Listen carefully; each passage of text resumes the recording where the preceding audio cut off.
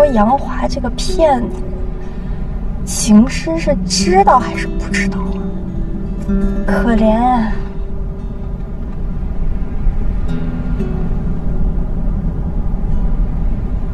我们这是去哪儿？我看你晚上没吃饭，带你去吃好吃的。我是有点饿。我们去吃什么？治愈系料理。俊辉对我最好了。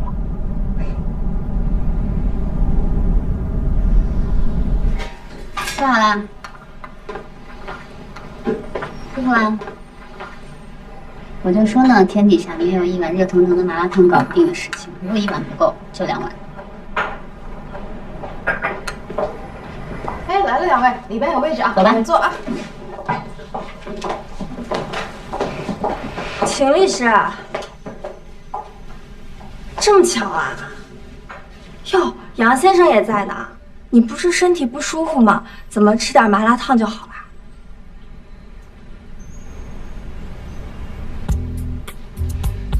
这里的麻辣烫包治百病，还能治缺心眼呢。秦律师，刚刚你走了之后，王总跟我说了很多关于您先生的事儿。这些事儿先生不一定会告诉你，但是你要是请我吃饭的话，我可能会给你讲讲。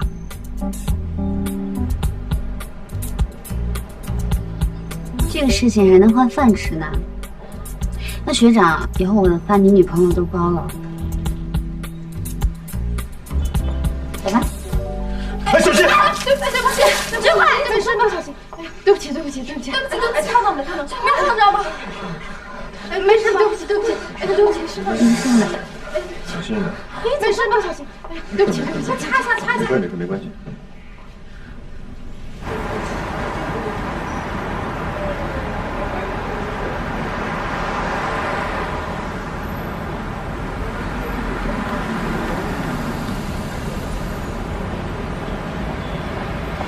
疼吗？坐我的车去医院吧。不用了，我对这边比较熟，很快就能到的。你以后离他远点就行了。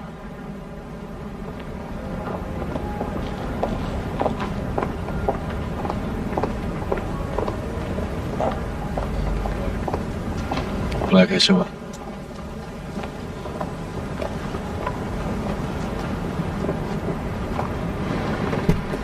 小心。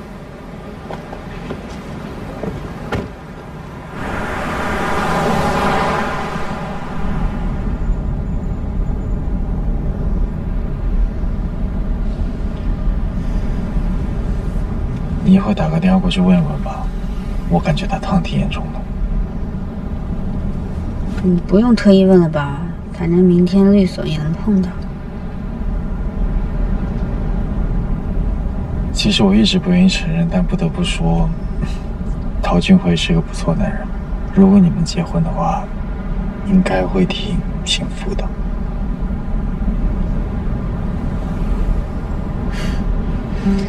他好不好跟我一点关系都没有。再说了，我已经结婚了。我们是假结婚啊。再假，从法律上来说，咱们都是真夫妻。如果你想去找他，我们可以离婚的。你跟我来这套是不是啊？钓鱼执法？我才不离呢，坚决不离。总归要离的，就算现在不离，3年后也会离。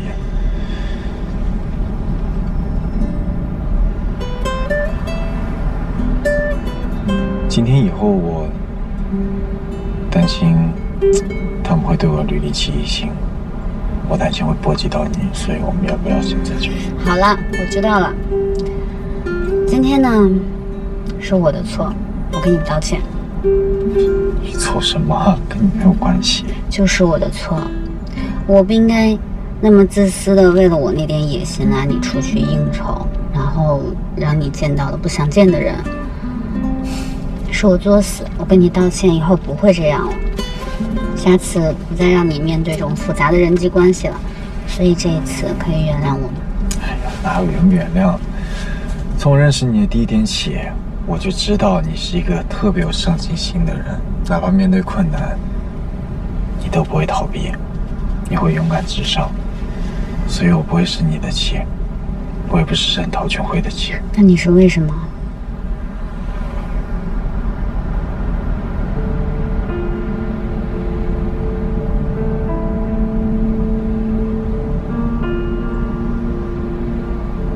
因为今天我不得不面对一个事实，因为我是个懦夫，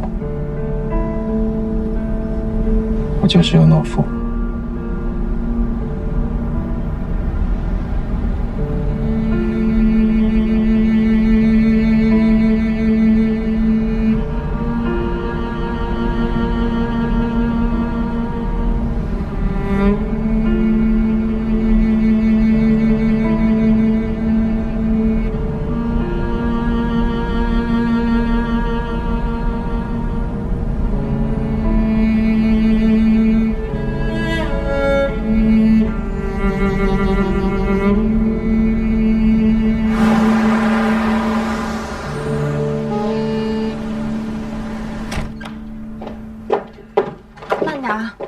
别碰着了，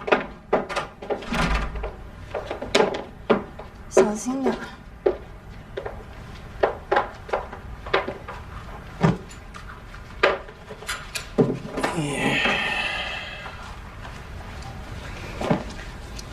小心点。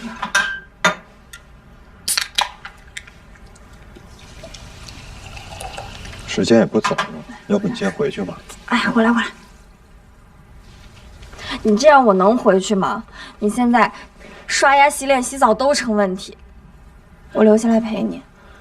不至于，右手受伤了，还有左手呢。什么叫没事儿啊？医生说了，你这要是恢复不好，到时候我们结婚，你都得留着疤。要不我们把婚礼缓缓再办吧，反正现在婚房还没有准备好。婚房啊？我爸不是给我们买房子了吗？我还是想靠我自己的努力给你一个家。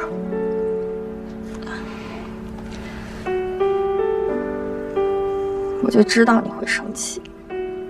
没有，我又不是气球，我生什么气呀？没生气。你就是生气了。自从签了什么狗屁婚前协议，你就一直在生气。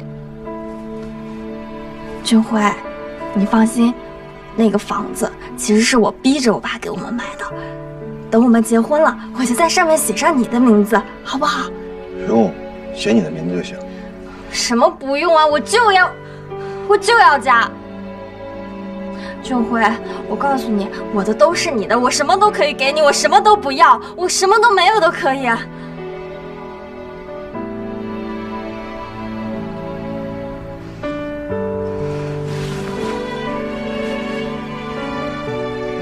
俊辉，咱们快点结婚吧。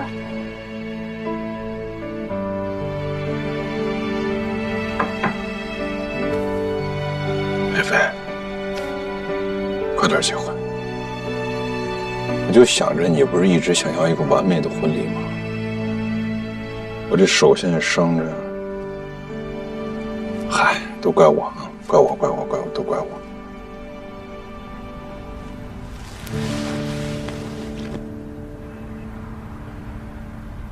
我想好了，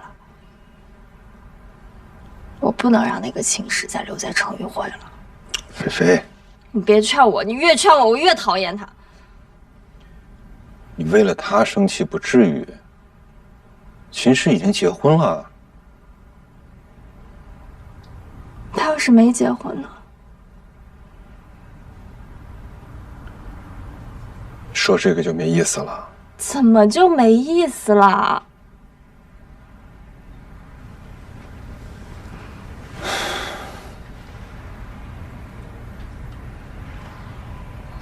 俊辉，我知道你忘不了他，我知道你心里一直都有他，我知道我不管多努力，我都没办法把他从你心里挖走。但是我就想不明白了，他都那样对你了，你为什么还要那么关心他，那么照顾他，怕他冷了，怕他热了，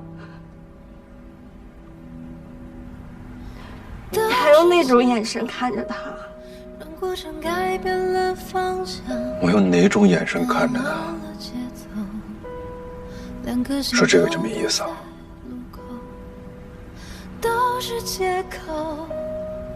怎么就没意思了？你不知道我在说什么吗？俊辉，你能不能想一想我？你能不能考虑考虑我？你哪怕别表现得那么明显也行。我真的受不了了。短暂失效，清醒的拼凑，藏着无法放手的天长地久。谁要曾经拥有？拥抱是当下感受，为过去迁就，对未来祈求都是借口。谁要学会忍受？牵手本该相守。与心寒缠绕，与风雨同舟，怎么翻成了奢求？都是借口，让过程改变了方向，打乱了节奏，两颗心都堵在路口。我这个人脾气不好，加上年少得志，更是目中无人。公司的同事呢，都对我很好。后来我才发现，他们都逢场作戏。王杰森，他是邱建强最得意的基金经理，他也一直想继承邱强的位置。但是我的出现，好像破坏了他所有的计划。他演技很好，不动声色地忍了我足足2年。但我还很天真的把他当做我最好的朋友。当年的事情跟他有关吗？海波生物其实不是我跟邱建祥会选的股票，但它基本面太好了，好到近乎完美。甚至邱建祥让我重仓买入的时候，我根本找不到一点拒绝的理由。买入第1个月涨幅35%，但是1个月后，竞争对手公司出了新的产品，这个产品足以打败海波生物所有产品，于是一败涂地。这件事情是巧合吗？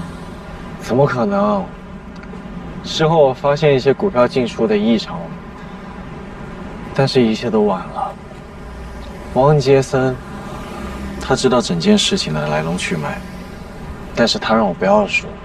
让我相信他，说让他去跟董事局说，结果呢，他就做出了这件事。邱建祥当年为什么要这样坑你啊？我也不知道。我从小就被教育要成为一个勇敢的人，面对困难迎难而上，只要有勇气就能够打败失败。我之前也是一直这么做的，直到后来我被狠狠地掀翻在地上，我才知道，会不会被打败跟有没有勇敢根本就没有关系。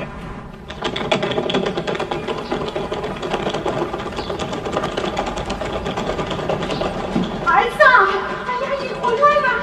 儿子，你回来了！来，把行李给我。老杨，儿子回来了！快！从加拿大回来，我在家里休息了2个月，按部就班的投简历找工作，但是没有一家公司愿意录用我。邱建强说到做到，我只要离开他，就永远不可能在这个行业里继续待下去。那时候我才知道，一个人经历了重大打击之后，会出现一系列的问题。我开始掉头发、掉体重，甚至连续1个月没有下过楼。我有了新的座右铭，就是在哪里跌倒，就在哪里躺下。处在低谷的时候，学会保存体力，不要无谓的抵抗。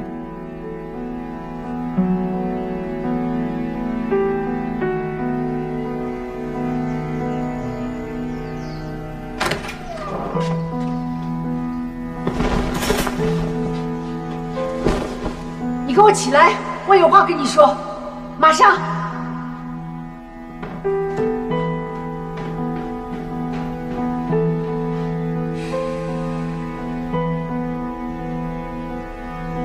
你准备在家里躺多久？你把你自己那个房间弄得跟猪窝一样，你想干什么？你打算自暴自弃到什么时候？好好说，别嚷嚷。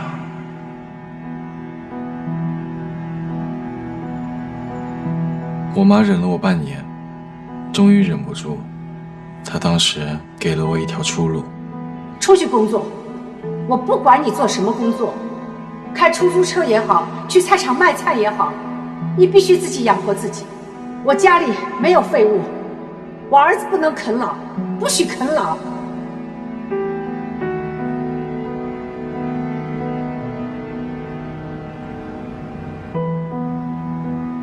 我不会啃老，我会按时支付我一切生活上的开销费用。虽然我不会上班，但我会挣钱。我的生活也不需要你们照顾，但我希望你们能够不要再担心我，并且照顾好你们的身体。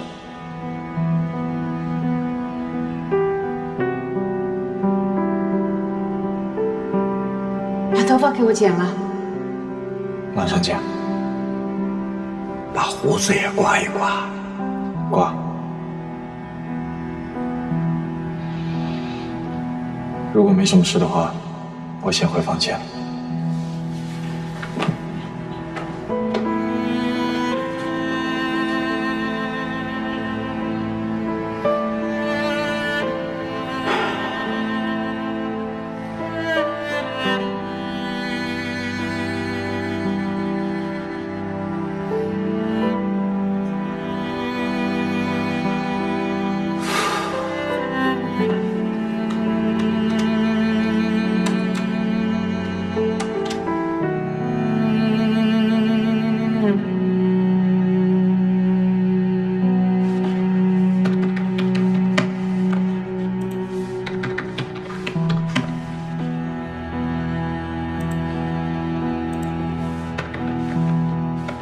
有时候逃避现实真的很舒服。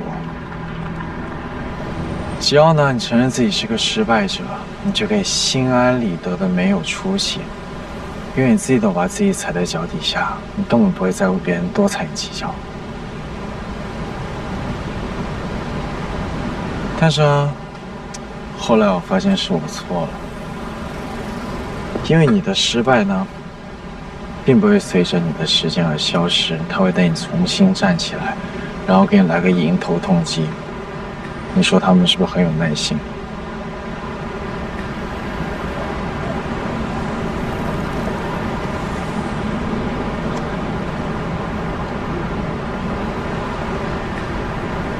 其实摔跟头真的没有什么。谁没摔过跟头呢？你说被我这样的一个人喜欢，是不是一件值得高兴的事？你在说什么呀？我这个人呢，没什么优点，就是护短。你再这样说我丈夫坏话，我跟你生气了。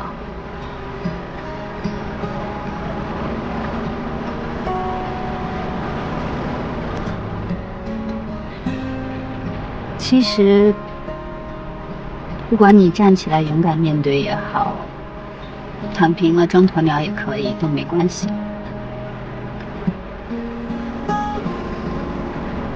但你要知道，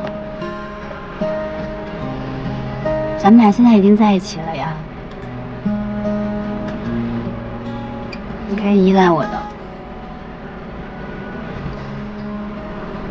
以后呢，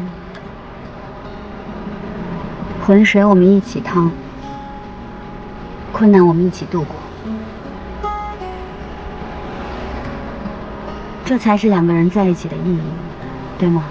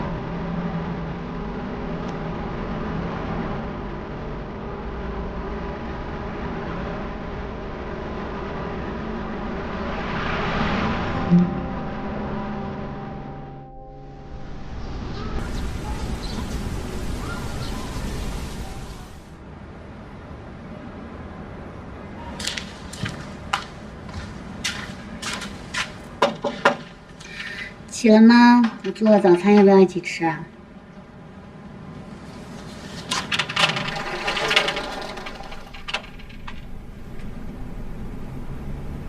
？Hello， 我想再睡一会儿。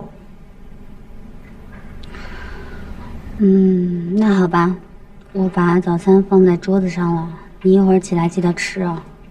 谢谢。拜拜。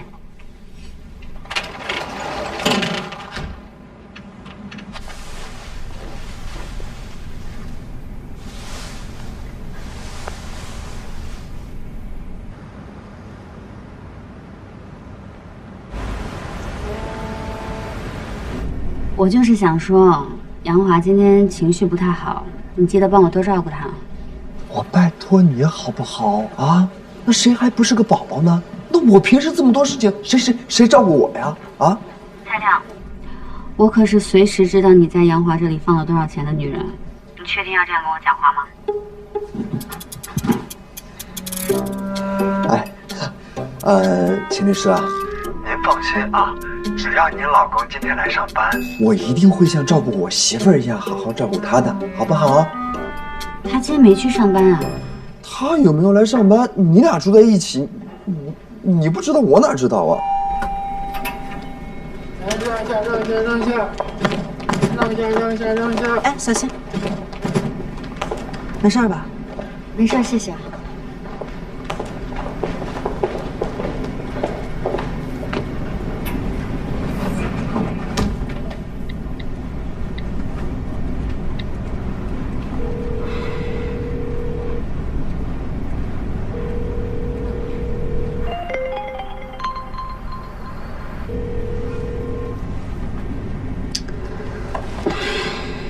不会在哭吧？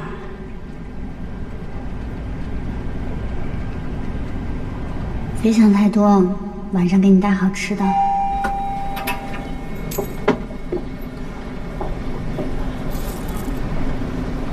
稍等一下，这个是你的吗？哦，是，我帮你吧。哎。谢谢啊，不客气，走吧。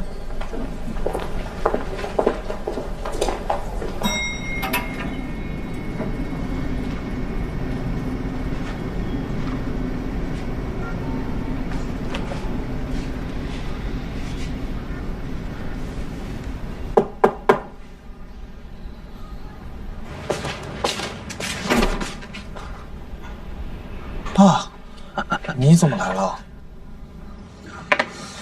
这是啊，你看看，昨天一个律师来找我，他拿来的。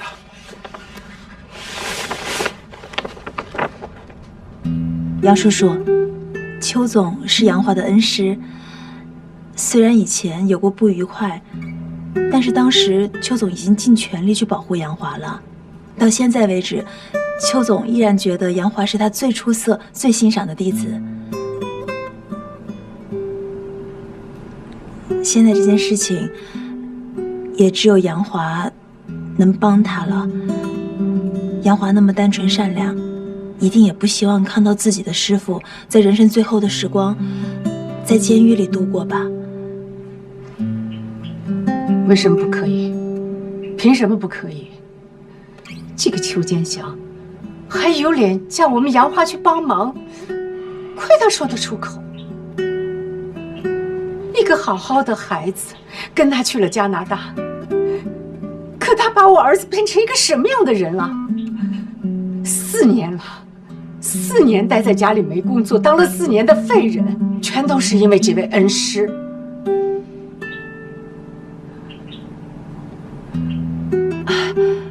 杨华4年没有工作，这怎么可能？阿姨，我们律所的人可都知道，杨华以前是投资银行的高管啊。